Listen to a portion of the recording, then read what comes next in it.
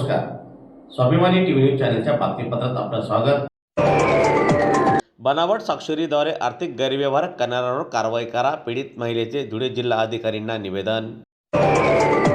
शिंदखेडा तालुक्यातील वरझडी येथील एका पीडित महिलेच्या नावाने बनावट स्वाक्षरी करून आर्थिक गैरव्यवहार करण्यात आल्याचा आरोप करण्यात आला आहे. या प्रकरणातील दोषींवर चौकशी करून कठोर कारवाई करावी अशी मागणी पीडित महिलेने जिल्हा अधिकाऱ्यांना निवेदनाद्वारे केलेली आहे.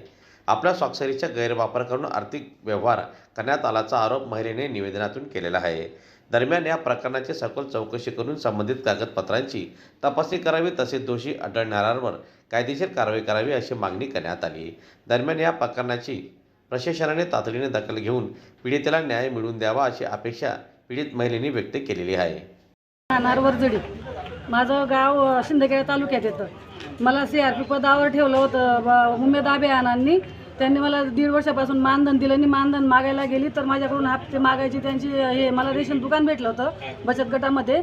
तर आम्ही मिळवून दिलेलं आहे बुवा रेशन दुकान, तुला मानधन भेटणार नाही, तुला फक्त दुकान चालवायला भेटेल, एक तर मग मानधन भेटेल, एक तर दुकान सोड, एक तर रेशन आपलं बचत गटातले CRP म्हणून काम सोड अशी धमकी देऊन मला 1.5 वर्षापासून 1 रुपया मानधन दिलेला नाही.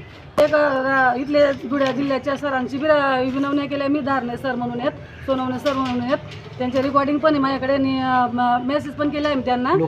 लोकेश सोनवणे आणि उद्धव धारणे सर आणि शिंदखेडा तालुक्यातले राजेंद्र पाटील सर, महेंद्र ठाकरे सर आणि रोशन पाटील सर यांना मी विनवण्या केल्या. मी दवाखान्यात ॲडमिट आहे, माझ्याकडे दवाखान्याचे कागदपत्र पण होते, मी ॲडमिट आहे, माझे मानधन देऊन टाका. तरी त्यांनी मला मानधन दिलं आणि मला डायरेक्ट धमकीने सांगतात तुला जिथं जायचं असेल तिथं जा, तुझ्याने जे होत असेल ते कर असं मला धमकी. मला माझं मानधन भेटायला पाहिजे, माझं रेशन दुकान परत भेटायला पाहिजे ही माझी मागणी.